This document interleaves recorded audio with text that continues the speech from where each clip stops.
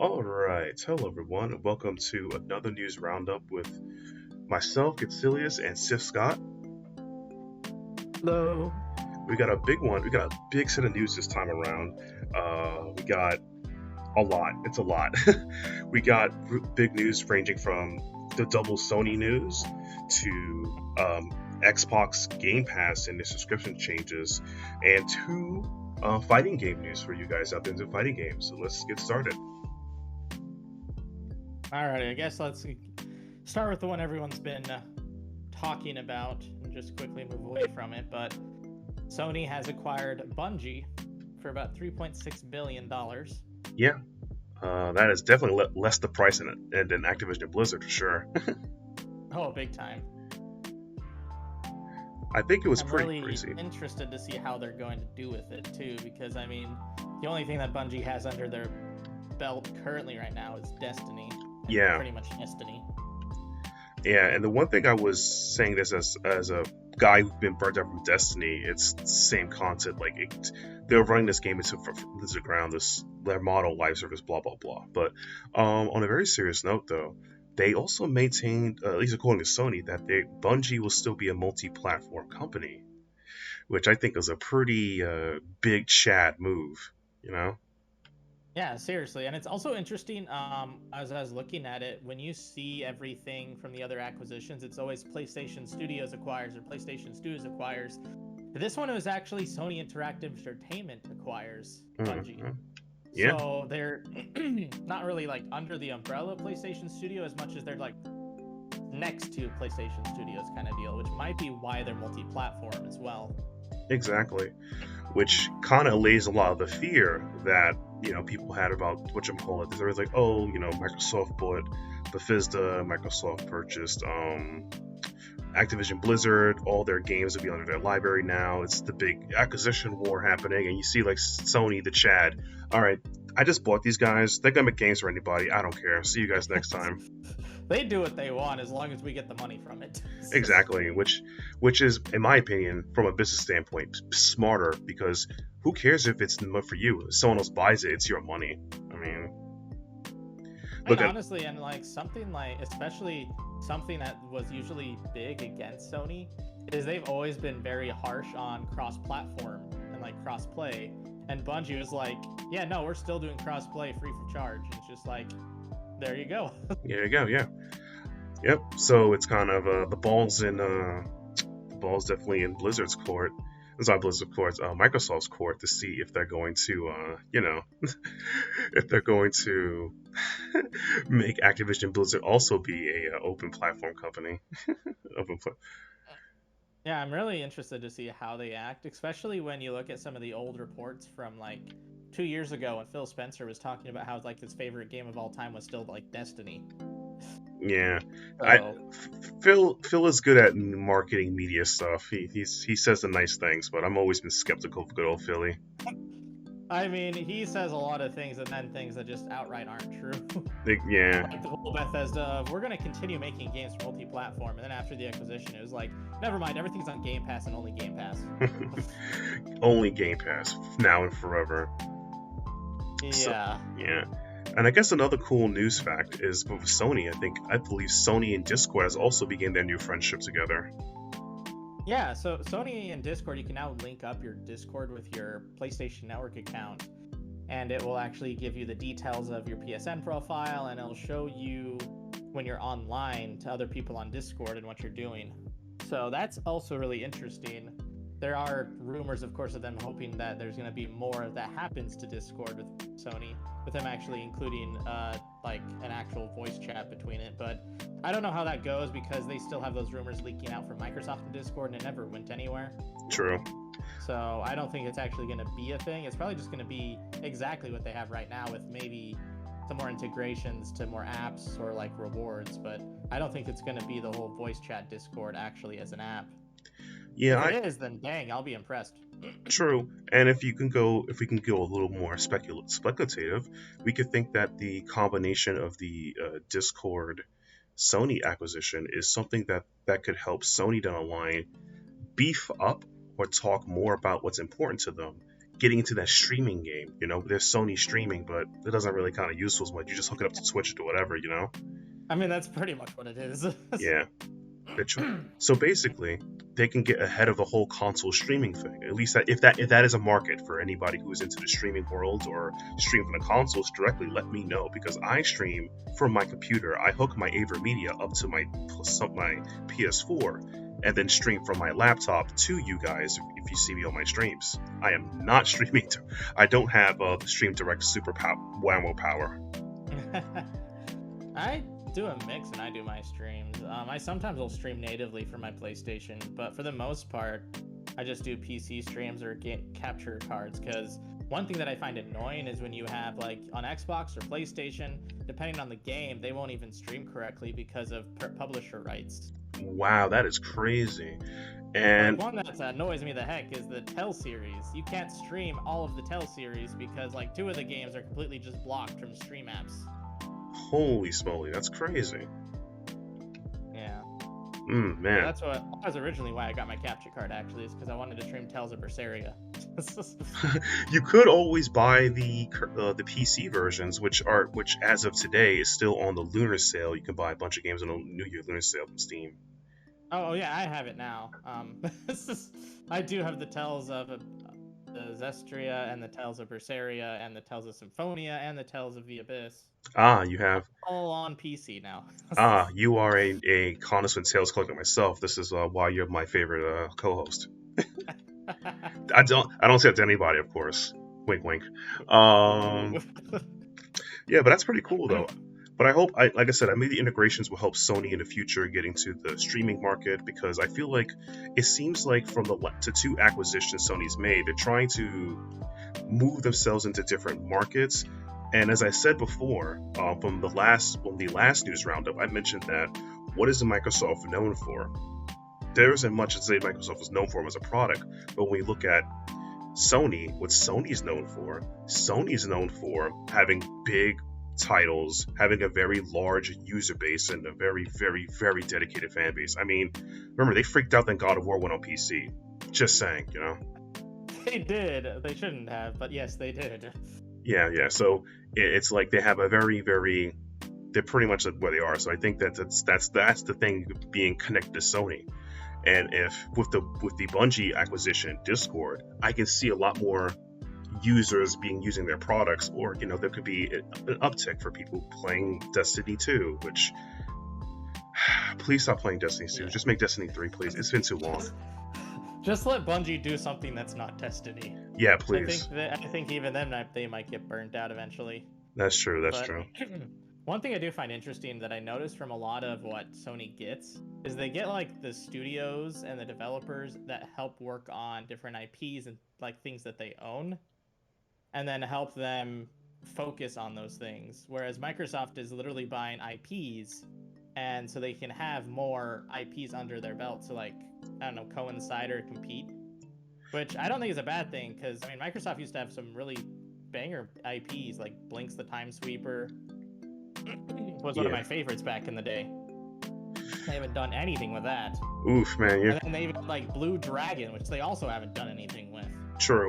It's like, the best way to describe it is that, like, Sony is doing more of a managerial process, and Microsoft's more the owner technique. And I agree with that one. Blinks was actually cool. You're actually giving me this is a small tangent, which will be very quick. You're giving me a slight tear in my eye, because there were tons of 3D platformers that were really good, but it just couldn't compete with the juggernauts of the Sony era, like like Jak and Daxter, and Sly Cooper, and Ratchet and Clank, and then, like, there's like Tasmanian Tiger, there's Blinks. I'm like, man, these are really good platforms, just couldn't compete. If only they had, like, the little more push or some managerial stuff. Shed tear in my eyes. By the way, there's a huge if anybody watching this video, let us know your favorite obscure 3D platformers, because 3D platformers are really cool during that, like, late 90s, early 2000s era. Oh, solid, yeah. I guess we'll move on to more Xbox related stuff. One big thing is, thanks to a UK ruling in courts, Gamepass and Xbox Live have changed how they're dealing with subscriptions.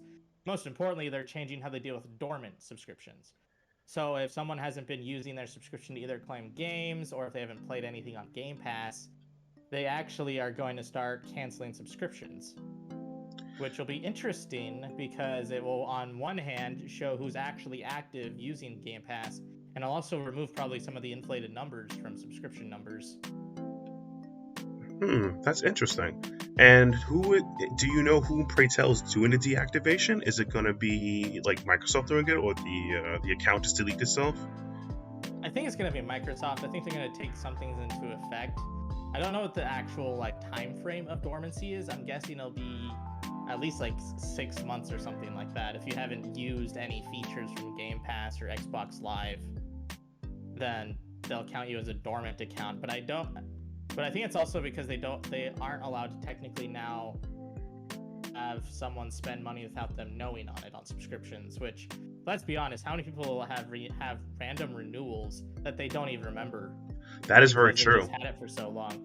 I remember my first time doing that. It was Crunchyroll of all things. I didn't even realize I had a Crunchyroll premium account until after the 1 year trial was over. True. It just hit me for 3 months of payment. I'm like, what the heck? That is how, those type of stuff, no offense to business, it feels a bit scummy because they should let you know your account's deactivated or you have to start paying. I know sometimes, not gym memberships, but a lot of other services will do that. Like the first month's free, but you require credit card information. Then they charge you like the day after the month ends. You don't know.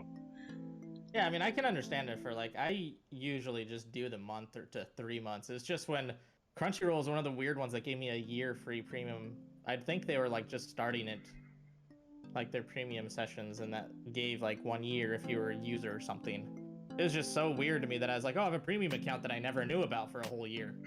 Oh Lord, crazy stuff. But I think this actually will be good, honestly, for people in the UK, and I think it's a great thing for them because it allows them to have more protection if things happen. Because all jokes aside, you don't want everyone to wake up in a situation where you're overbalanced because you drew in something you didn't buy or you're using, Yeah.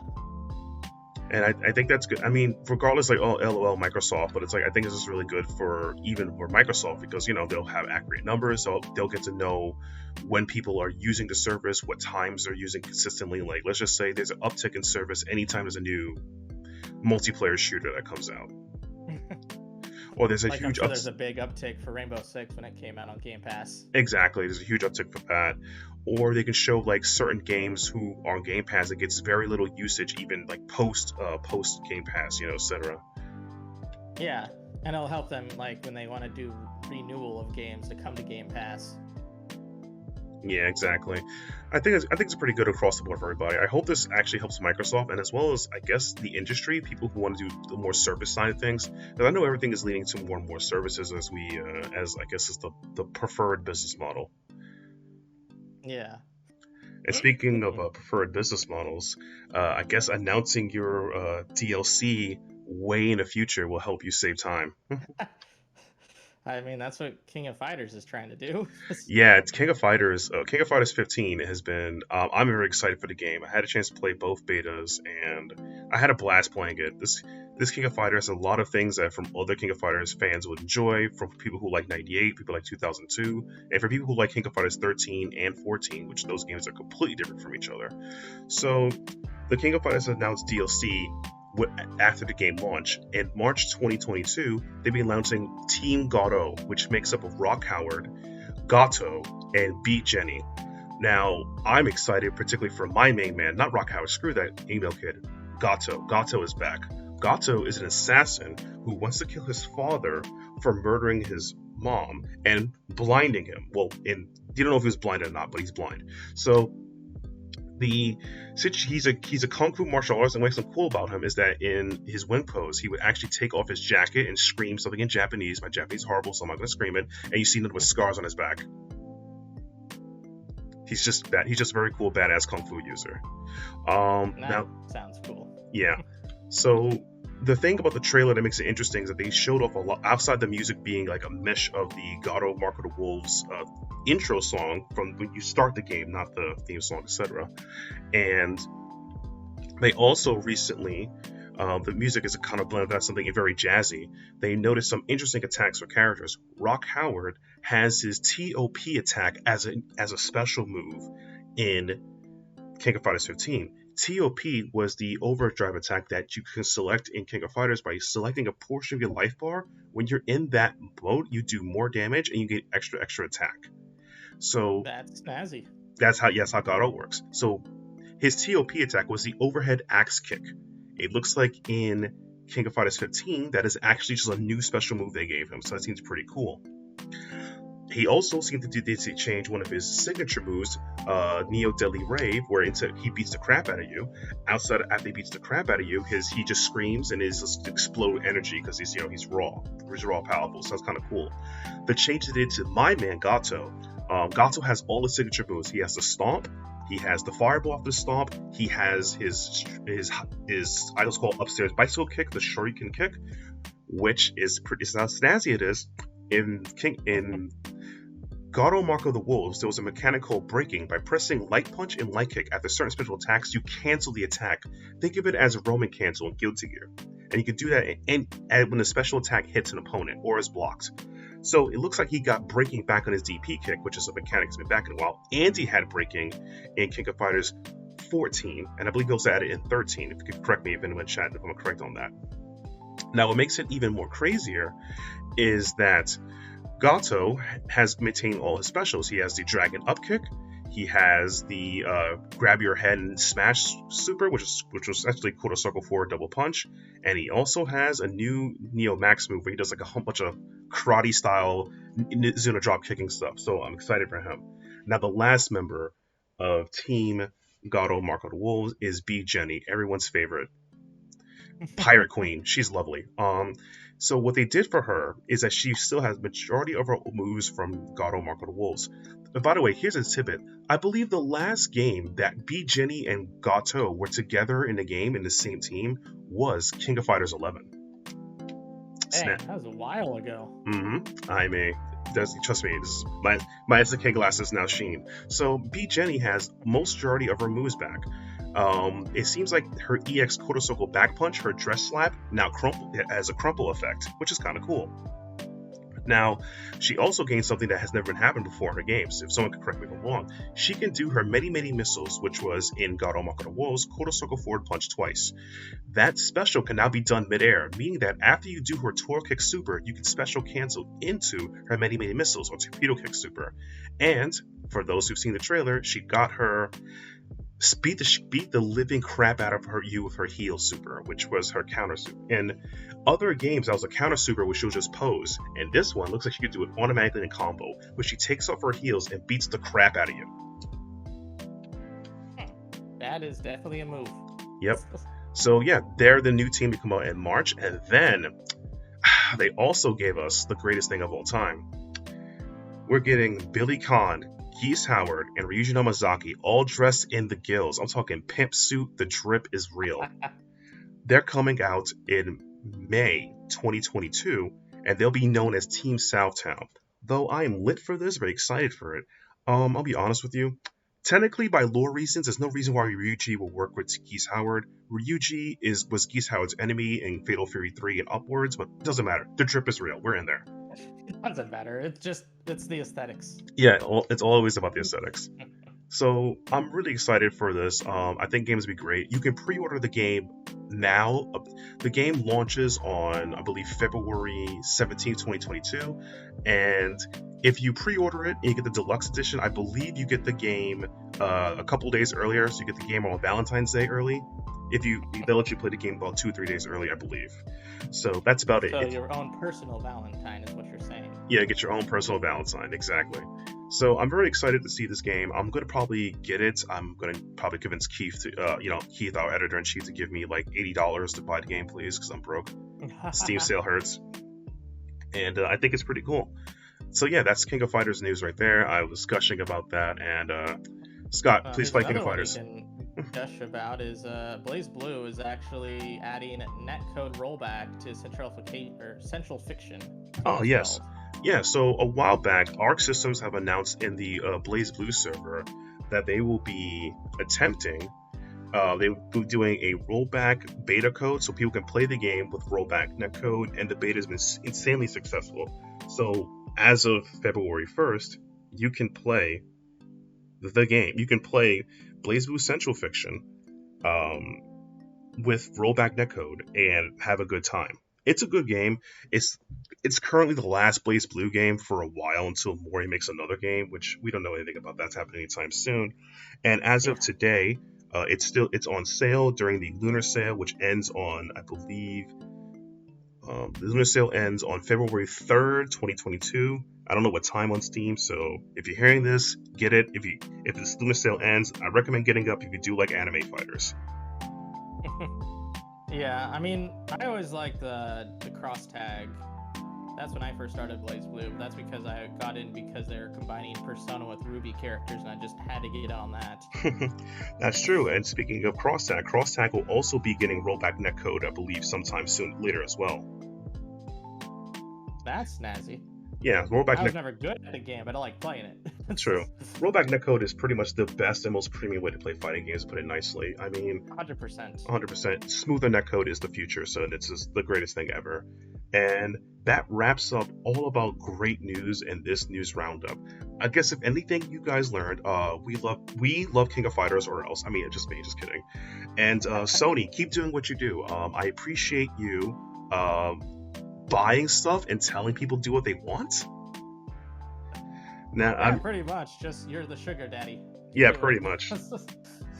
I deeply appreciate them doing that. And Scott, do you have any appreciation for the news? Anything you want to add any extra notes on? This one is I'm just appreciated that we have a few people no longer caring about NFTs now. Troy Baker and Team 17 apparently said they're no longer doing NFTs, which I'm really happy about. Honestly, that's good news. We were upset about that in our previous news roundup. You guys should check that out, how upset we were. And yeah, I'm glad he changed his ways. Honestly, I'm not going to make fun of him for anything. Don't do that. He dropped out of it. He did the right thing.